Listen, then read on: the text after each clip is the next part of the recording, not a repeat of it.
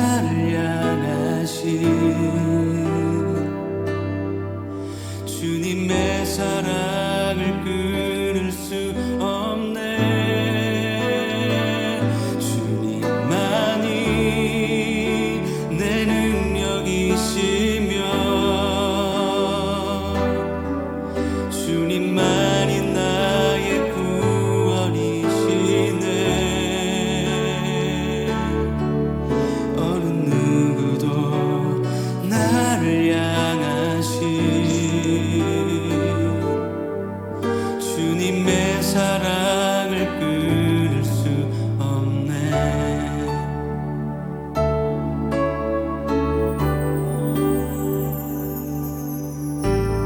사랑이 나를 숨쉬게 해. 세상 그 어떤 어려움 속에도 주 은혜로 나를 돌보시며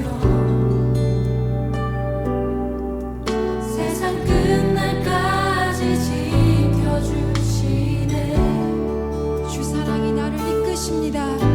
주 사랑이 나를 이끄시네. 내가 갈 수 없는 그곳으로 내가 갈 수 없는 그곳으로 주의 사랑 나를 붙드시며 세상 끝날까지 인도하시네. 한 번 더 주 사랑이 나를 숨쉬게 합니다. 주 사랑이 나를 숨쉬게 해. 세상 그 어떤 어려움 속에도 주 은혜로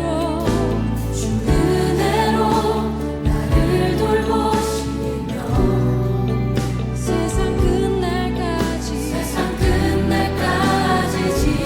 지켜주시네. 그 사랑은 우리를 두려운 곳으로도 인도합니다. 주 사랑이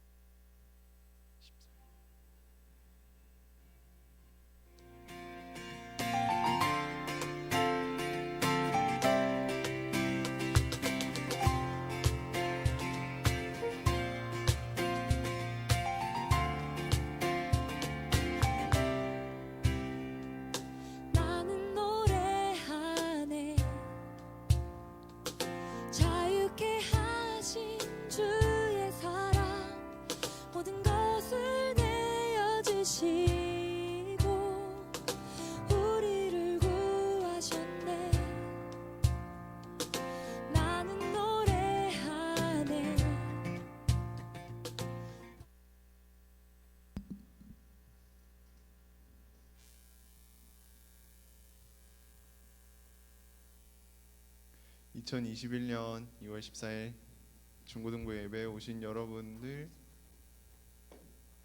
진심으로 환영합니다. 이제 학교 시작하고 뭐 온라인 클래스를 하던 뭐 학교에 갈 텐데 많이 힘들 거예요. 그 힘듦을 모두 주님께 드리고 저희 주님을 따라갔으면 좋겠습니다. 모두 자리에서 일어나셔서 사도신경으로 예배를 시작하도록 하겠습니다. 전능하사 천지를 만드신 하나님 아버지를 내가 믿사오며 그 아들 우리 주 예수 그리스도를 믿사오니 이는 성령으로 잉태하사 동정녀 마리아에게 나시고 본디오 빌라도에게 고난을 받으사 십자가에 못 박혀 죽으시고 장사한 지 사흘 만에 죽은 자 가운데서 다시 살아나시며 하늘에 오르사 전능하신 하나님 우편에 앉아 계시다가 저리로서 산자와 죽은 자를 심판하러 오시리라.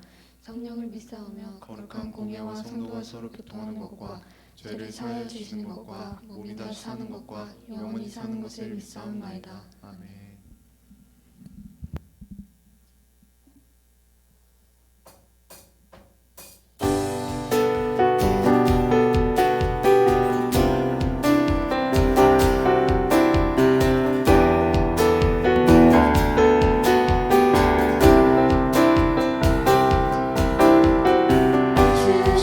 신실하신 놀라워 죄인의 마음 흔드네 자비의 물가로 인도하시니 그 무엇도 끊지 못해 주여 기억하소서 주 백성 자녀들 진실한 주님의 약속 주님의 은혜 내게 넘치네 나를 향한 주의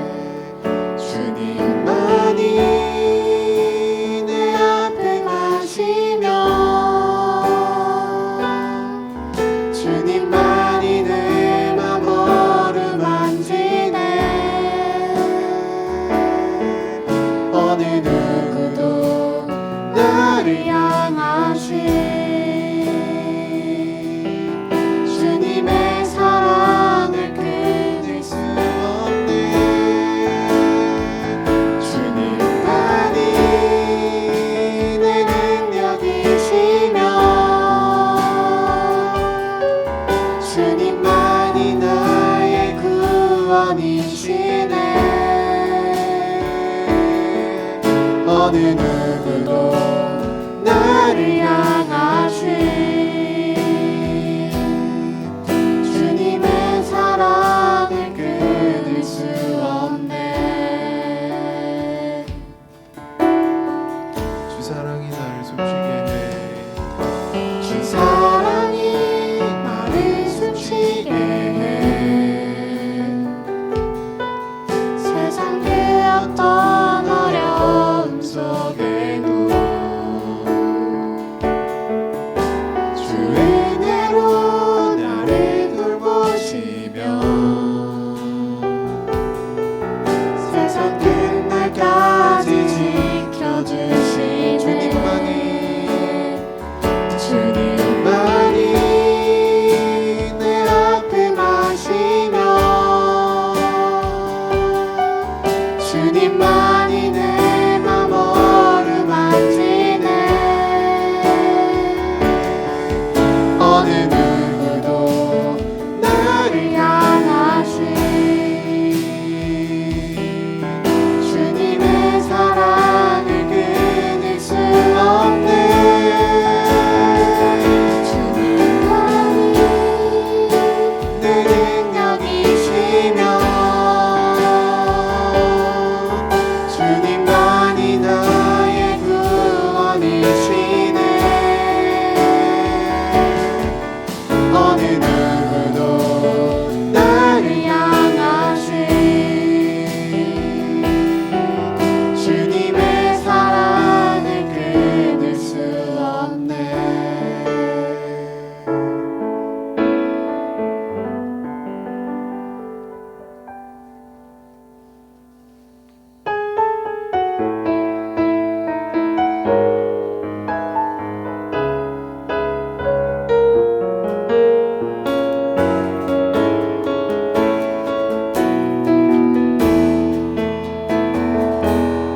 내게 대단한 믿음 없어도 주를 따를 만한 용기와 힘 없어도 나의 연약함 사용하시는 주님 나의 삶을 완성하시네. 모든 생활 속에 주와 동행하네. 말하지 않아도 나의 맘을 아시네. 날 위해 보내신 사랑이 오늘도 날 살게 하시네. 나를 이끄시는 주님만 따라가네. 나의 하루를 지켜주시고 주의 사랑 안에 자라나게 하시네. 나의 믿음을 사용하시는 주님 나의 삶을 기대하시네. 모든 생활 속에 주와 동행하네. 말하지 않아도 나의 맘을 아시네. 날 위해 보내신 사랑이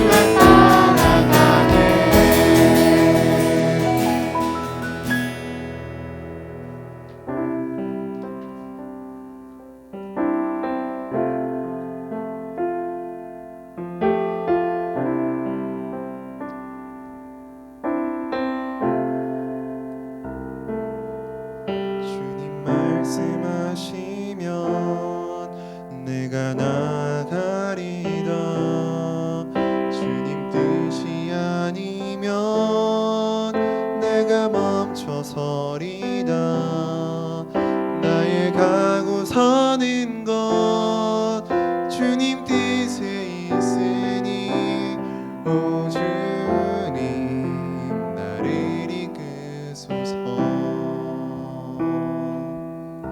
주님 말씀하시면 내가 나가리다. 주님 뜻이 아니면 내가 멈춰서리다.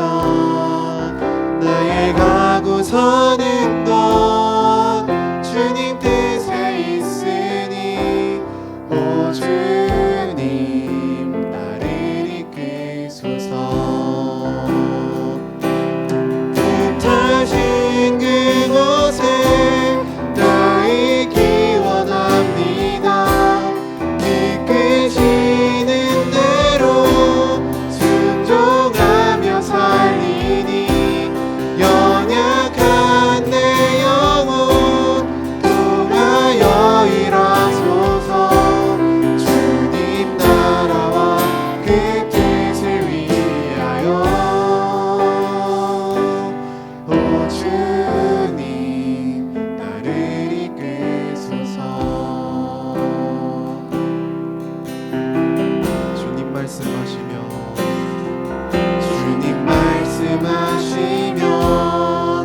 내가 나가리다. 주님 뜻이 아니면 내가 멈춰서리다.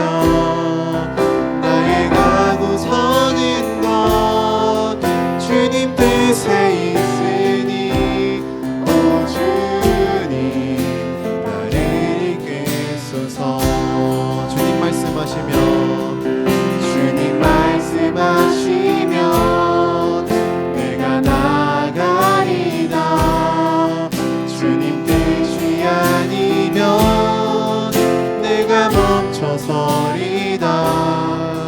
나의 가고 서는 것 주님 뜻에 있으니 오 주님 나를 이끄소서. 뜻하신 그곳에 나 있기 원합니다. 이끄시는 대로 순종하며 살리니 연약한 내 영혼 통하여 일하소서. 주님 나라와 그 뜻을 위해 뜻하신 그곳에 나 있기 원합니다. 이끄시는 대로 순종하며 살리니 연약한 내 영혼 통하여 일하소서. 주님 나라와 그 뜻을 위하여 오 주님 나를 이끄소서. 연약한 내 영혼을 사용하시는 주님을 믿으며 기도하겠습니다.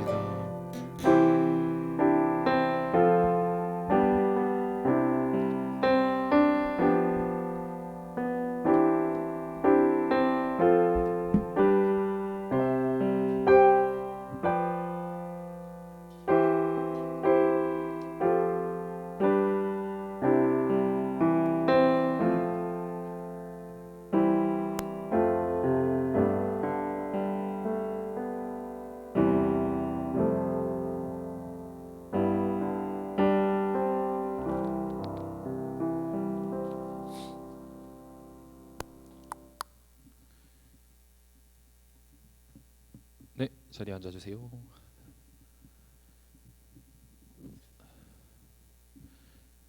방송에서 제 목소리 잘 들리나요? 네, 좋습니다. 오늘 본문 말씀은 창세기 12장 1절에서 9절 말씀입니다. 창세기 12장 1절에서 9절 말씀입니다.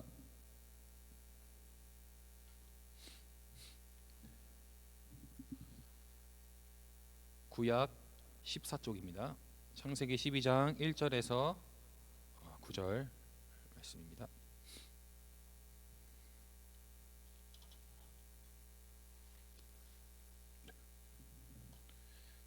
그러면 우리 같이 함께 읽겠습니다. 시작. 여호와께서 아브람에게 이르시되 너는 너의 고향과 친척과 아버지의 집을 떠나 내가 내게 보여줄 땅으로 가라. 내가 너로 큰 민족을 이루고 내게 복을 주어 내 이름을 창대하게 하리니 너는 복이 될지라. 너를 축복하는 자에게는 내가 복을 내리고 너를 저주하는 자에게는 내가 저주하리니 땅의 모든 족속이 너로 말미암아 복을 얻을 것이라 하신지라. 이에 아브람이 여호와의 말씀을 따라 갔고 룻도 그와 함께 갔으며 아브람이 하란을 떠날 때에 75세였더라. 아브람이 그의 아내 사레와 조카 롯과 하란에서 모은 모든 소유와 얻은 사람들을 이끌고 가나안 땅으로 가려고 떠나서 마침내 가나안 땅에 들어갔더라. 아브람이 그 땅을 지나 세겜 땅 모래 상수리 나무에 이르니 그때 가나안 사람이 그 땅에 거주하였더라. 여호와께서 아브람에게 나타나 이르시되 내가 이 땅을 내 자손에게 주라 하신지라. 자기에게 나타나신 여호와께 곳에서 제단을 쌓고 거기서 베델 동쪽 산으로 옮겨 장막을 치니 서쪽은 베델이요 동쪽은 아이라. 그가 그곳에서 여호와께 제단을 쌓고 여호와의 이름을 부르더니 점점 남방으로 옮겨갔더라. 아멘. 여러분 한 주간 잘 보내셨나요? 네. 우리 지난주 말씀을 한번 같이 복습을 해봤으면 좋겠어요. 지난주 말씀이 뭐였죠? 어떤 설교였나요? 잘 안 들려요. 크게 해주세요. 잘 안 들려요. 지난주 말씀은 그거였죠. 우리가 예수님을 믿기 전에 어떠한 죄인이었는지에 대해서 말해주는 에베소서 2장의 말씀이었죠. 그리고 우리가 어떠한 죄인이었기 때문에 하나님의 사랑이 동기가 되어서 우리가 구원을 받았다라는 것에 대해서 배웠죠. 우리가 어떤 죄인이었죠? 두 가지 정도로 얘기했던 것 같은데 첫 번째 어떤 죄인이었죠? 꽥 그렇죠. 죄로 죽은 존재라고 이야기했죠. 이제 이 죽었다라고 표현하는 이 개념은 관계적인 측면이라 그랬죠. 그래서 하나님과 관계 완전히 단절된 상태에 놓인 자들이 바로 우리였다. 그것이 바로 생명이 없는 죽어 있는 상태다라는 걸 얘기했고, 두 번째 진노 아래에 놓여 있는 상태다 그랬죠. 하나님의 무서운 진노, 하나님을 대적하는 자들에게 향해 있는 하나님의 그 무서운 진노 아래에 놓여 있는 자들이 바로 우리였다, 죄인이었다라는 것을 배웠죠. 그러한 죄인이 구원을 받을 수 있는 이유는 없다. 그러한 죄인이 스스로를 절대 구원할 수 없다라는 걸 배웠고, 그래서 하나님의 은혜와 하나님의 사랑이 동기가 되어서 우리가 구원을 받았다라는 것을 배웠죠.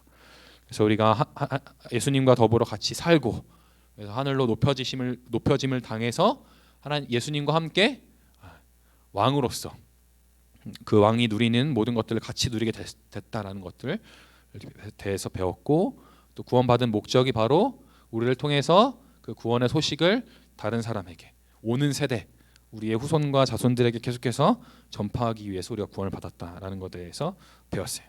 네, 그렇게 짧게 복습을 하고, 오늘부터는 창세기 아브람에 대한 이야기를 같이 우리가 살펴보기를 원해요. 그래서 우리가 이 아브라함의 이야기를 살펴보기 전에 이 창세기 1장부터 시작되는 이 내용이 전체적으로 어떠한 내용인지를 우리가 확인을 할 필요가 있어요. 여러분, 구속사라는 이야기를 들어보셨어요? 또 하나님 나라라는 이야기를 들어보셨나요? 네, 들어보신 분도 있고 안 들어본 사람도 있겠는데, 성경 전체의 이 역사를 뭐라고 얘기하냐면 구속사라고 이야기해요. 구속사는 무엇이냐면 하나님이 인간을 구원하기 위해서 일하시는 그 역사를 구속사라 그래요. 그래서 창세기 1장부터 요한계시록 마지막 장까지 이 모든 것이 다 사람을 구원하시기 위해서 일하시는 하나님에 대한 이야기가 바로 구속사요, 이 성경 이야기예요.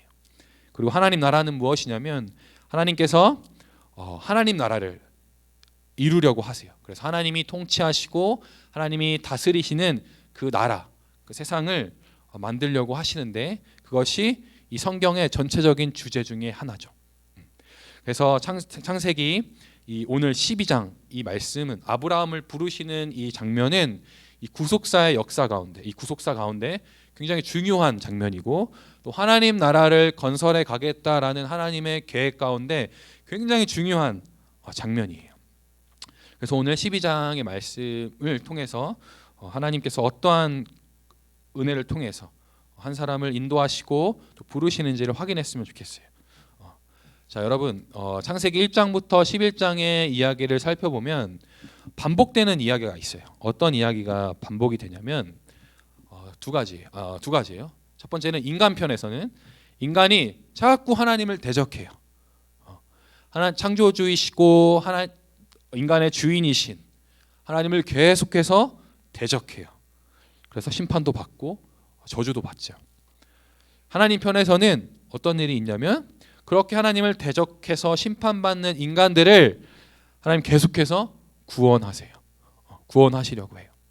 그래서 여러분, 이 창세기 1장부터 11장까지, 12장 전까지 이 대표적인 사건들이 두 가지가 나오는데, 첫 번째로는 노아의 방주 사건이에요. 노아의 방주 사건 여러분 다 아시죠? 죄가 창궐해서 하나님이 그 죄를 짓는 인간들을 보시며 슬퍼하셨어요. 그래서 그 죄 짓는 인간들을 홍수 심판으로 다 멸하셨죠. 그 멸하시는 심판 가운데 노아를 구원하세요. 노아를 구원하셔서 이 인간을 구원하시겠다라는 이 하나님의 계획, 그리고 이 구속사를 계속해서 끊어지지 않고 이어가도록 하시는 것을 볼 수 있어요. 그리고 11장에 바벨탑 사건이 나와요. 이것이 두 번째로 중요한 사건인데, 이 바벨탑 사건 여러분 다 아시죠? 인간이 하나님처럼 되고 싶어서, 하나님처럼 높아지고 싶어서 바벨탑을 쌓아요. 그래서 어떤 결과를 낳죠? 또 하나님께 심판을 받아요. 어떤 심판을 받냐면 언어가 나눠져서 세계 곳곳으로 뿔뿔이 흩어지는 그런 심판을 받아요. 그렇게 하나님의 심판을 받은 인간, 그 시점에 누구를 부르시냐면 아브라함을 부르세요. 그래서 아브라함을 부르셔서 그 심판받은 인간들 중에 아브라함을 부르셔서 하나님이 인간을 구원하시겠다라는 이 계획을 또 다시 신실하게 이루어 가시는 것을 볼 수 있어요.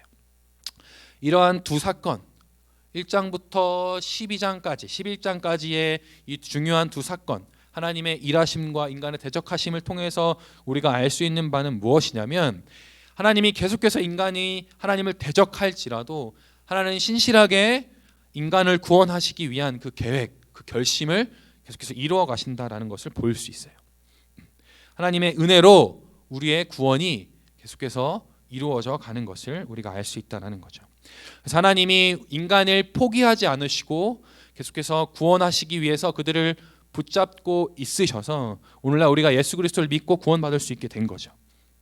그러한 은혜 가운데에 하나님께서 오늘 12절에 등장하는 아브라함을 부르십니다. 근데 자, 여러분 다 심판받았다 그랬잖아요. 인간이 다 심판받아서 뿔뿔 흩어졌다 그랬어요. 죄로 인해서. 그럼 아브라함이 그 심판받는 사람들 중에 뭔가 대단한 사람이라서 하나님이 부르셨을까요? 아니다라는 거예요. 아브라함이 75세에 부르심을 받았어요. 근데 이 성경에 보면 그 75년 동안 살아온 아브라함의 인생에 대해서 뭐 어떻다라고 얘기하는 구절이 하나도 없어요. 유일하게 알 수 있는 건 뭐냐면 그 11장에 셈 자손 중에 한 명이다. 또 아버지가 데라라는 사람이다. 그리고 사라라는 아내가 있다. 그 정도 사실만 알 수 있어요. 근데 이러한 아브라함의 이 부르심은 이 노아의 부르심과 굉장히 비슷해요. 노아도 마찬가지. 노아는 거의 480살에 부르심을 받았어요. 근데 성경에 보면 노아가 480년 동안 어떠한 삶을 살았는지 나와 있지 않아요. 딱 한 가지 나와 있어요. 노아가 하나님의 은혜를 입었더라라는 말만 나와 있어요. 이렇게 노아처럼 아브라함도 동일하게 어떠한 삶을 살았는지 전혀 알 수 없지만 그를 부르신 이유는 바로 그냥 하나님의 은혜다라는 것을 알 수 있어요. 하나님이 인간을 은혜로 붙드시는 가운데 하나님의 구원 사역을 계속해서 이루어 가시기 위해서 또 은혜로 한 사람을 부르십니다. 이 은혜의 원리가 오늘날 우리에게도 동일하게 적용되고 있다라는 거예요. 하나님이 우리를 은혜로 포기하지 않으셨기 때문에 하나님이 심판하시는 심판 가운데 우리가 멸망당하지 않게 된 거예요. 하나님이 우리를 은혜로 이렇게 붙들어 주시지 않으면 우리가 예수님을 믿고 구원받을 수가 없어요. 왜? 하나님이 은혜로 붙들어 주시지 않으면 우리는 바로 심판받아서 멸망받기 때문이에요. 바로 죽어야 돼요. 우리가 구원받을 수 있는 이유는 하나님께서 은혜로 우리를 붙드시고 또 은혜로 우리를 불러주셨기 때문이에요. 그러한 은혜의 원리가 우리의 삶에 작용되어서 오늘날도 우리가 이렇게 예배드리러 이 자리에 나오고 하나님의 구원을 찬양할 수 있게 되었다라는 거죠. 자, 이렇게 아브라함의 부르심의 원리가 은혜다라는 사실을 알게 되었어요. 12장 1절을 한번 살펴보겠습니다. 여호와께서 아브라함에게 이르시되 너는 너의 고향과 친척과 아버지의 집을 떠나 내가 내게 보여줄 땅으로 가라. 하나님께서 아브라함을 부르시고 가장 먼저 하신 말씀이 명령이에요. 명령. 가라라는 명령이에요. 어디로 가래요? 내가 내게 보여줄 땅으로 가라라고 그렇게 이야기하고 있어요. 근데 여러분, 이 명령은 당시 아브라함에 굉장히 어렵고 무거운 명령이었어요. 왜냐하면 이 내가 내게 보여줄 땅으로 가라라고 이야기하기 전에 하나님께서 말씀하신 너는 너의 고향과 친척과 아버지의 집을 떠나라는 이 말은 그 당시가 족장 사회였어요. 그래서 가족 단위로 그 무리를 이루어서 한 지역에 계속 살아가는 그런 형태의 그런 공동체 생활을 했던 시대예요. 그런 공동체 생활을 하던 그 시기에 너의 집을 떠나라, 아버지를 떠나라, 친척을 떠나라, 고향을 떠나라라는 이 말은 뭐냐면 너의 가족을 다 버리고 또 너가 유산으로 받을 그 모든 복과 축복을 다 버리고라는 이야기예요. 또 아브라함의 생명의 근원지인 이 가족 공동체를 버리라는 이야기였어요. 쉽게 말해서 아브라함에게는 이 너와 내 고향과 아버지와 친척 집을 떠나 내가 내게 보여줄 땅으로 가라라는 이 명령은 곧 사망 선고와도 같았다라는 거예요. 아브라함이 굉장히 두렵고 무서운 명령이었다라는 겁니다. 근데 여러분, 이것은 아브라함의 시선으로 하나님의 명령을 바라보았을 때 그런 거예요. 이것을 우리가 2절과 3절을 좀 살펴보면서 다시 다른 관점으로, 믿음의 관점으로, 하나님의 관점으로 이 명령을 살펴보기를 원하는데 2절과 3절에 보면 하나님께서 너가 가면, 내게 보여줄 땅으로 가면 이러한 복을 내게 주겠다라는 약속의 말씀인 거예요. 어떤 약속을 하시냐면 내가 너로 큰 민족을 이루겠다라고 이야기해요. 그리고 내게 복을 주어서 내 이름을 창대하게 하리니 너는 복이 될지어다라고 얘기하고 있어요. 그러니까 복의 근원으로 삼아 주신다고 얘기하고 또 3절에 너를 축복하는 자에게는 내가 복을 내리고 너를 저주하는 자에게는 내가 저주하리니 이렇게 얘기하고 있어요. 그러니까 하나님께서 아브라함을 보호하여 주시겠다라고 그렇게 또 약속을 하고 계신다라는 거죠. 자, 자세히 살펴볼게요. 내가 너로 큰 민족을 이루겠다라는 이 약속은 아브라함에게 자손을 주겠다라는 말이에요. 근데 여러분 11장 30절을 한번 보시겠어요? 성경책을 보면 뭐라고 나와 있냐면 사레는 임신하지 못함으로 자식이 없더라라고 그렇게 얘기하고 있어요. 아브라함이 75세죠. 75세 동안 애가 없었던 거예요. 아브라함의 대를 이을 애가 없었다라는 거죠. 근데 여러분 그 당시 고대 사회에서 자신의 대를 이을 아이가 없다, 자손이 없다, 아들이 없다라는 이 사실은 어떤 것을 뜻하냐면 바로 이 아브라함, 아이가 없는 이 아브라함은 죽은 자나 다름이 없다라고 그렇게 여겼다라는 거예요. 자신의 씨 아브라함의 대를, 아브라함의 생명을 아들을 통해서 계속 이어가야 하는데 후손이 없다라는 건 그 생명을 계속 이어가지 못한다라는 거예요. 그 씨를 이어가지 못하는 거기 때문에 아브라함은 어떤 사람? 죽은 사람이었다라는 거예요. 그렇게 죽은 대를 이을 후손이 없어서 죽은 아브라함에게 어떤 약속을 하는 거예요? 2절에 내가 너로 큰 민족을 이루겠다고 약속하는 거예요. 그건 뭐예요? 내가 너에게 생명을 주겠다라는 복음의 약속이다라는 거죠. 그리고 내가 내게 복을 주어 내 이름을 창대하게 하리니 너는 복이 될지라라고 그렇게 이야기하고 있어요. 아브라함이 복의 근원이 되는 거예요. 그게 뭐냐면 우리가 우리는 복을 취하는 사람이잖아요. 복이 있는 곳에 가서 복을 받아야 되는 사람이잖아요. 근데 아브라함은 그러한 복을 취하는 자가 아니라 아브라함 자체가 복이 된다라는 거예요. 그래서 아브라함 자체가 복이기 때문에 아브라함이 복을 막 취하려고 하지 아니할지라도 아브라함은 그냥 복이기 때문에 그 복 자체를 누릴 수 있다라는 거예요. 그리고 3절에 너를 축복하는 자에게 내가 복을 내리고 너를 저주하는 자에게 저주하겠다라고 말씀하고 있어요. 하나님께서 나를 보호하여 주시겠다라고 그렇게 강력하게 이야기하고 있다라는 거예요. 자, 아브라함의 관점에서 이 명령을 보면 사망 선고와도 다름없다고 그렇게 얘기했죠. 근데 하나님께서 말씀하신 이 약속의 말씀으로 이 명령을 하나하나 살피면 사망 선고가 아니에요. 뭐냐면 아브라함을 살리는 복음의 명령이다라는 거예요. 명령을 들면 가족과 생명의 근원에서 떠나서 내가 죽게 되었구나라고 생각할 수 있어요. 아브라함, 그 당시 시대를 살아가고 있는 아브라함의 생각과 경험과 그 지식으로는 하나님의 말씀에 순종하면 내가 생명의 근원지인 가족의 품을 떠나기 때문에 죽겠구나라고 생각할 수 있어요. 그러나 하나님께서 약속하신 이 약속의 말씀으로 그 명령을 보면 죽는 게 아니에요. 생명이다라는 거예요. 내가 너로 큰 민족을 이루겠다라는 생명, 그 복음의 말씀이다라는 거예요.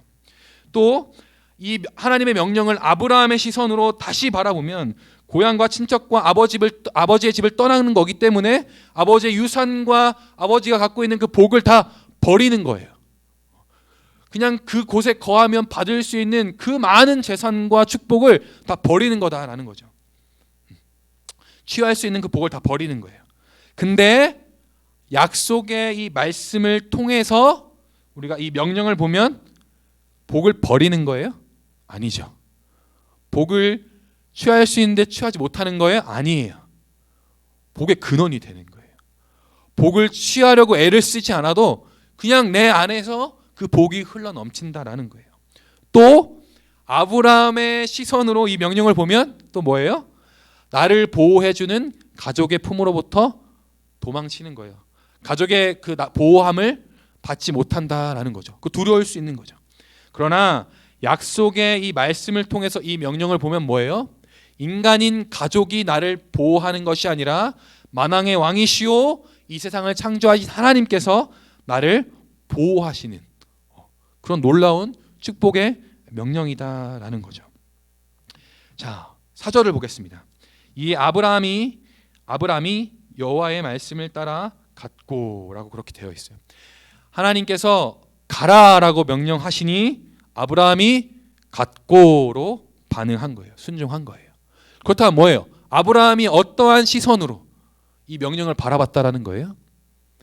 이 약속의 말씀을 통해서 믿음의 눈으로 이 명령을 바라봤다라는 거예요. 여러분, 이게 굉장히 중요한 원리예요. 자, 여러분, 우리가 살면서 하나님이 가라라는 명령을 하실 때가 굉장히 많아요. 가라라는 명령이 아닐지라도 해라, 해라라는 그런 여러 명령을 하실 수 있어요. 순종을 요구하실 때 있어요. 근데 우리는 그때 하고 또 가고 갔고라고 그렇게 반응하나요? 아니죠. 우리는 하나님의 명령을 나의 생각과 나의 기준으로 잽니다. 저거를 내가 순종하면 좀 내 손해인 것 같은데, 저거는 좀 나에게 어려움을 줄 것 같은데, 나의 생각과 나의 기준과 내가 경험한 그 경험으로 하나님의 말씀, 하나님의 명령을 잰다라는 거예요. 해석한다라는 거예요. 그래서 우리가 순종하지 못하는 거예요. 왜? 내게 손해인 것 같으니까.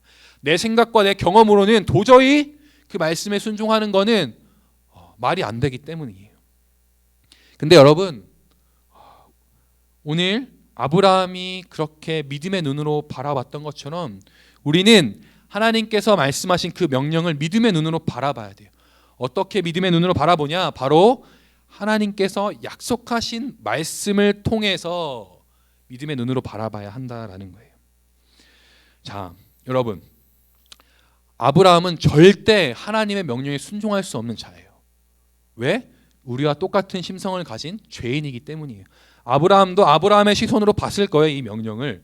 와, 이건 나보고 죽으라는 소리인데? 라고 생각했을 거예요. 그러나 하나님께서 명령하고 끝나지 않고 2절 3절에서 약속의 말씀, 믿음의 눈으로 이 명령을 바라볼 수 있게끔 약속의 말씀을 주셨기 때문에 아브라함이 그 약속의 말씀을 보고 순종할 수 있었던 거예요. 근데 우리에게도 동일하게 약속의 말씀을 주셨어요. 약속의 말씀이 뭘까요, 여러분? 요거예요. 이게 뭐죠? 나라 이게 뭘까요? 성경이에요, 성경. 하나님께서 우리의 연약함을 아시고 하나님의 말씀에 순종할 수 없는 자들, 또 하나님에 대해서 나의 기준과 생각과 경험 그 이상으로 생각할 수 없는 자들임을 알고 계시기 때문에 약속의 말씀인 그거를 뛰어넘어 하나님을 생각하고 바라볼 수 있게 하는 이 약속의 말씀인 이 생명책, 이 성경책을 우리에게 주셨다라는 거예요. 그래서 우리가 하나님께서 뭐뭐를 순종해라, 또 하나님께서 우리에게 이해되지 않는 상황과 또 환경을 허락하실 때 내가 어떻게 저거를 이해할 수 있을까? 내가 어떻게 저거를 순종할 수 있을까? 내 생각과 내 기준으로 그것을 해석하려 하고 그것을 받아들이려고 하는 게 아니라 성경을 보는 거예요. 나의 생각과 기준을 넘어서 일하시는 하나님이 어떤 분이신가를 확인하기 위해서 이걸 보는 거예요. 약속의 말씀인 이 생명의 말씀, 성경의 말씀을 보면 하나님의 그 명령과 하나님이 허락하신 모든 상황, 하나님이 순종하라고 주신 그 모든 말씀이 나에게 생명의 말씀으로 다가올 수밖에 없다라는 거예요. 그러한 믿음의 눈, 그러한 신앙의 원리를 여러분이 삶으로 적용하며 살아가야 하신다라는 겁니다. 그래서 아브라함은 이렇게 이 신앙의 원리, 약속의 말씀을 의지하여 믿음의 눈으로 하나님의 명령을 바라본, 하나님을 바라본 그 신앙의 원리로 자신이 한 번도 가보지 않은 그 땅을 향해 나아갑니다. 4절에 룻도 그와 함께 갔으며 아브라함이 하란을 떠나갈 때에 75세였더라. 5절에 아브라함이 그의 아내 사레와 조카 롯과 하란에서 모든 소유와 얻은 사람들을 이끌고 가나안 땅으로 가려고 떠나서 마침내 가나안 땅으로 들어갔더라. 하나님께서 은혜로 아브라함을 부르시고 또 명령하셨어요. 또 아브라함이 그것을 순종할 수 있게 또 은혜로 말씀을 주셔서 아브라함이 순종했죠. 그래서 그 기나긴 여정 끝에 가나안 땅에 도착합니다. 하나님께서 약속하신 그 땅에 도착하죠. 그리고 그렇게 도착했을 때 하나님께서 다시 한번 아브라함에게 나타나십니다. 7절에 보면 여호와께서 아브라함에게 나타나 이르시되 내가 이 땅을 내 자손에게 주리라 하신지라. 자기에게 나타나신 여호와께 그가 그곳에서 제단을 쌓고, 가나안 땅에 도착한 아브라함에게 하나님께서 나타나셨어요. 나타나시자마자 하신 말씀이 뭐예요? 네가 도착한 이 땅을 내 자손에게 줄 것이다. 다시 한번 약속의 말씀을 아브라함에게 선포하시는 것을 보게 됩니다. 하나님께서 기나긴 여정 끝에 가나안 땅에 도착한 아브라함에게 이 약속의 말씀을 다시 한번 말씀하셨다라는 건 어떤 의미냐면, 아브라함아, 내가 내 말씀에, 하나님의 말씀에 순종하여 온 이 땅이 내가 말한 그 땅이다. 너 참 수고했다. 너 참 고생했다라고 위로해 주시는 거예요. 그리고 이 땅을 내 자손에게 주시겠다라고 다시 한번 약속을 확인시켜 주심으로 내가 너를 통해, 아브라함을 통해서 이 구원 사역, 이 약속을 꼭 이루겠다고 다시 한번 약속을 해주신다라는 거예요. 그렇게 다시 한번 하나님의 위로를 받고 약속을 확인받은 아브라함이 한 반응이 또 뭐예요? 여호와께 그가 그곳에서 제단을 쌓다라고 이야기하고 있어요. 이 제단을 쌓다라는 건 무엇을 의미하냐면 하나님께 예배했다라는 거예요. 아브라함의 반응은 이런 거예요. 하나님께 예배했다라는 반응인 거예요. 하나님, 저를 은혜로 부르시고 은혜로 이곳까지 인도하여 주시니 감사합니다. 나 같은 연약한 죄인을 통해서 하나님의 약속을 이루어가 주심을 감사합니다라고 그렇게 찬양하는 것을 의미해요. 그리고 두 번째는 어떤 것을 의미하냐면, 하나님 그렇습니다. 하나님이 약속하신 대로 그 약속은 꼭 이루어질 것입니다라고 그렇게 믿음으로 고백하는 행위다라는 거예요. 하나님이 나타나서 하나님께서 아브라함을 위로하시니 아브라함이 그 위로에 반응하여 하나님께 예배했다라는 거죠. 8절에 보면 또 거기서 베델 동쪽 산으로 옮겨 장막을 치니 서쪽은 베델이요 동쪽은 아이라. 그가 그곳에서 여호와께 제단을 쌓고 여호와 이름을 부르더니 점점 남방으로 옮겨갔더라. 아브라함은 그렇게 자리를 옮길 때마다 그 옮긴 그 자리에 멈춰 서서 하나님께 예배했어요. 왜? 하나님이 약속하신 그 땅을 밟는 그것이 아브라함에게 감격이요 은혜였기 때문이에요. 여러분, 이러한 아브라함의 태도를 우리는 본받아야 됩니다. 닮아야 돼요. 우리의 인생은 하나님의 은혜의 손에 붙들린 인생이에요. 그래서 하나님이 인도하시는 그 인도하심에 따라 오늘을 살아가는 거예요. 여러분이 하나님의 인도하심을 인지하지 못해도 하나님께서 여러분을 은혜로 붙드시고 인도하시기 때문에 오늘 눈을 뜨고 오늘을 살아갈 수 있는 거예요. 그래서 여러분이 무엇을 해야 되냐면 그 은혜에 반응하셔야 돼요. 어떻게? 예배로서 반응해야 하는 거예요. 하루하루의 삶을 하나님께 예배하는 삶으로 나아가셔야 돼요. 여러분 하루를 다 마칠 때 무엇으로 마치나요? 핸드폰으로 마치죠. 네이버 웹툰, 또 유튜브, 자기가 좋아하는 아이돌로 하루를 마치지 않나요? 아니면 공부로 하루를 마치지 않나요? 아니에요, 여러분. 여러분의 하루를 마치는 것은 나를 인도하여 주신 하나님의 감사함으로 예배로 맞춰야 된다고요. 감사와 찬양을 올려드리는 예배로 맞춰야 된다라는 거예요. 그리고 여러분, 더 중요한 건 뭔지 아세요? 일주일의 첫 시작이자 또 첫 시작을 알리는 이 예배, 주일 예배를 통해서 여러분이 지금까지 인도해 주신 하나님의 은혜에 감사해야 하는 거예요. 하나님, 이 예배 가운데 나와서 하나님, 나를 은혜로 인도하여 주시고 나를 은혜로 불러주시고 나를 은혜로 붙들어 주시는 그 은혜에 감사합니다라는 그 놀라운 그 은혜의 감격으로 이 예배 자리에 나오셔야 한다라는 거예요. 그냥 예배를 드려야 하니까가 아니에요. 그 은혜가 나를 붙들고 있기 때문에 예배를 드리는 거죠. 자, 여러분, 말씀을 정리하도록 하겠습니다. 오늘 아브라함의 이 부르심을 통하여서 총 3가지의 그 신앙의 원리에 대해서 배웠어요. 우리는 은혜에 의하여 살아갑니다 라는 것, 그리고 그 은혜로 말미암아 우리가 부르심을 받았을 때 하나님께서 순종하라는 명령을 주신다라는 거예요, 우리의 삶에. 근데 그 명령에 순종하기 위해서는 우리가 그 명령을 무슨 눈? 믿음의 눈으로 바라봐야 한다라는 거예요. 근데 그 믿음의 눈으로 바라보게 하는 그 유일한 길은 바로 뭐다? 말씀. 약속의 말씀을 통해서 우리가 하나님의 명령을 믿음의 눈으로 바라볼 수 있다라는 거예요. 그래서 우리는 말씀을 읽어야 돼요. 나에게 주시는 말씀이 무엇인가를 발견해 가야 한다라는 거예요. 그래서 하나님의 말씀에 은혜에 붙들려서 순종하고 또 하루를 살아갈 때 무엇으로 하루를 마무리해야 된다고요? 예배로 마무리해야 된다는 거예요. 하나님, 나를 인도하여 주시니 감사합니다. 하나님, 나를 주님의 은혜로 붙들어 주셔서 감사합니다라는 그런 감사와 찬양으로 하루하루를 또 일주일을 시작하고 마무리해야 한다라는 겁니다. 네, 우리 이 시간 같이 찬양하고 기도하셨으면 좋겠어요. 우리가 계속해서 에베소서의 말씀을 통해서 우리가 어떠한 죄인이었고 어떠한 죄인에서 구원받았는지를 알게 되었어요. 우리가 어떠한 죄인인지를 알면 모든 것이 하나님의 은혜입니다라는 고백이 나올 수밖에 없는 거예요. 오늘 아브라함의 말씀도 동일한 거예요. 하나님의 은혜로 시작됐어요. 하나님의 은혜로 시작되었고 하나님의 은혜로 인도함 받았고 하나님의 은혜로 부르심을 받은 거예요. 그 은혜로 부르심 받은, 은혜로 붙들림 받은 이 아브라함의 삶이 어땠어요?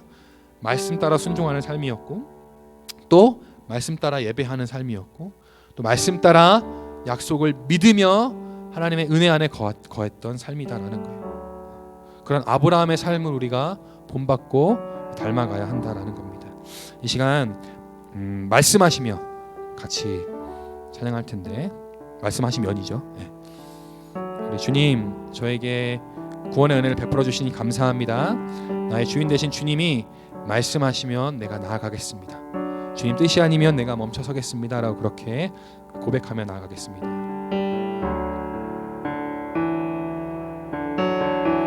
주님 말씀하시면, 주님 말씀하시면 내가 나아가리다. 주님 뜻이 아니면 내가 멈춰서리다.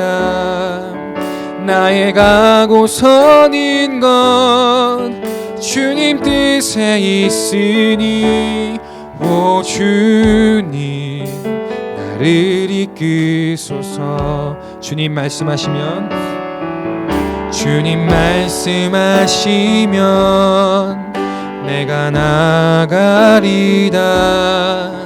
주님 뜻이 아니면 내가 멈춰서리다. 나의 가고 서는 것 주님 뜻에 있으니 오 주님 나를 이끄소서. 뜻하신 그곳에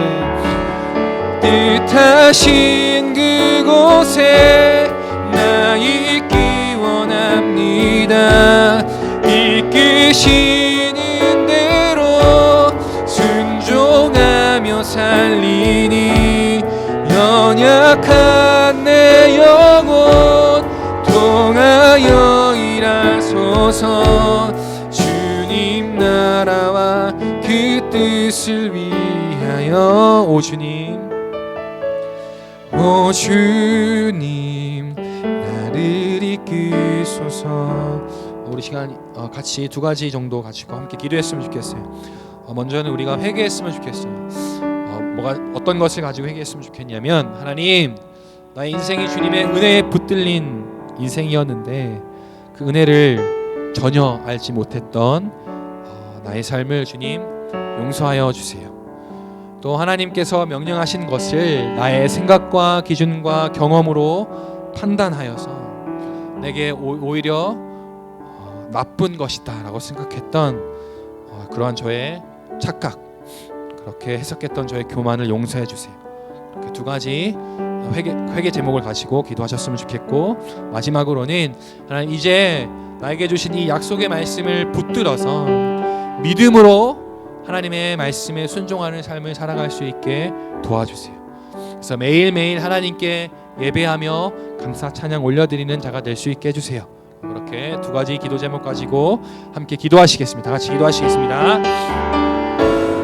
하나님, 우리가 연약한 죄인이어서 하나님의 명령과 하나님의 하나님 되심을 나의 생각과 기준과 지식으로 판단하고 해석했던 모습을 보게 됩니다.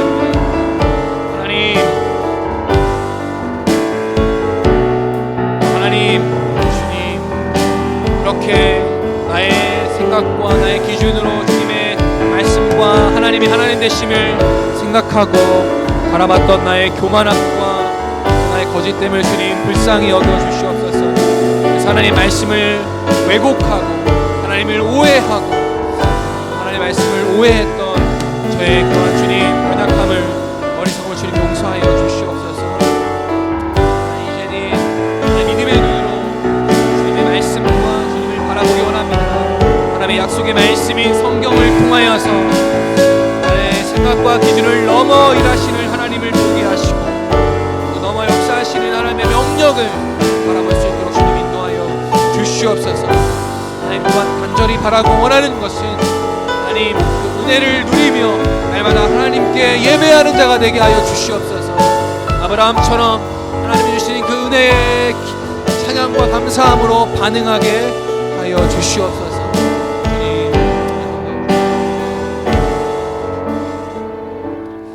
하나님, 오늘 믿음의 조상 아브라함을 통해서 우리가 은혜에 붙들린 바 된 자들임을 깨닫게 하여 주시니 감사합니다. 하나님, 그러나 우리의 삶을 돌아볼 때 은혜에 붙들린 자로서 또 은혜로 인하여서 인도함 받는 또 구원받은 자로서 그 은혜를 누리지 못할 때가 많이 있음을 보게 됩니다. 하나님, 우리를 불쌍히 여겨주시고 또 그 은혜를 잃어버렸던 자들을 주님 용서하여 주시옵소서. 또한 하나님, 하나님의 하나님 되심과 또 하나님의 말씀을 나의 생각과 기준 또 나의 경험으로 해석하고 또 판단하여서 오해하고 또 잘못 해석했던 지난날을 주님 불쌍히 여겨주시고 용서하여 주시옵소서.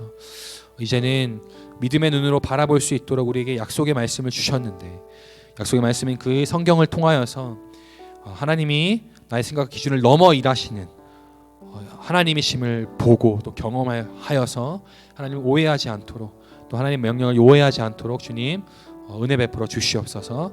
또 매일매일 삶이 하나님께 예배하는 삶이 되기를 원합니다. 감사하며 또 찬양하는 자들이 될 수 있도록 도와주시옵소서. 감사하며 예수님의 이름으로 기도드렸습니다. 아멘.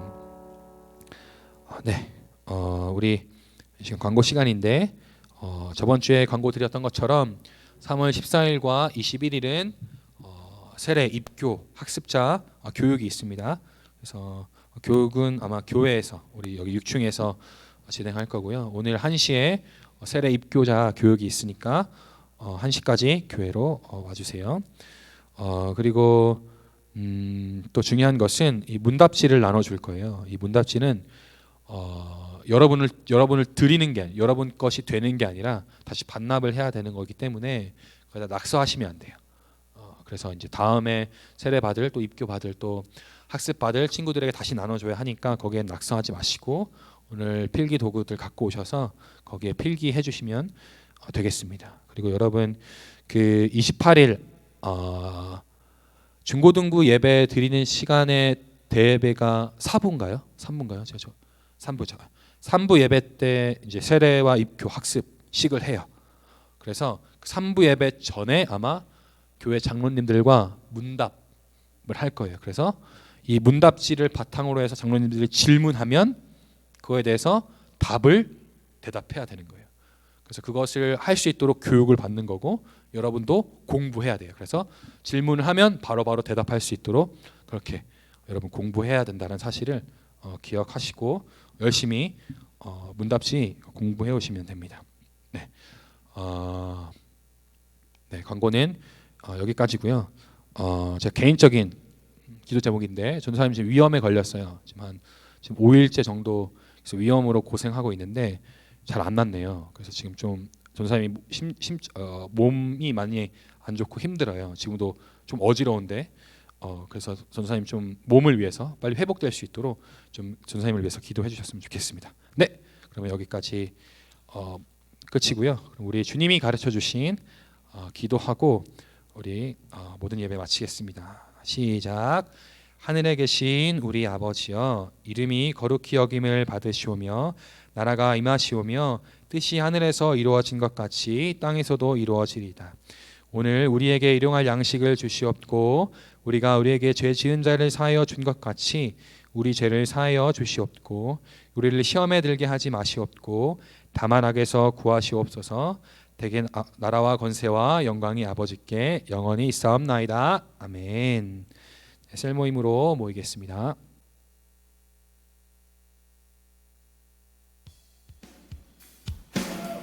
여러분 주님께 감사하십니까? 이 마음 변치 않았으면 좋겠습니다. 할렐루야!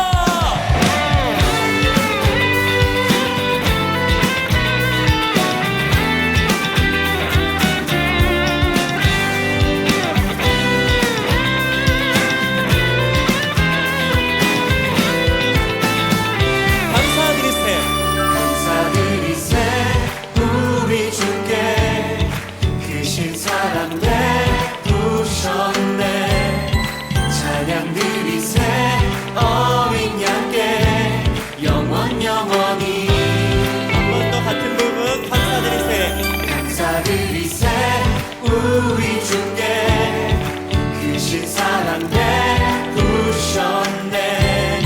찬양 드리세 어린 양께 영원 영원히.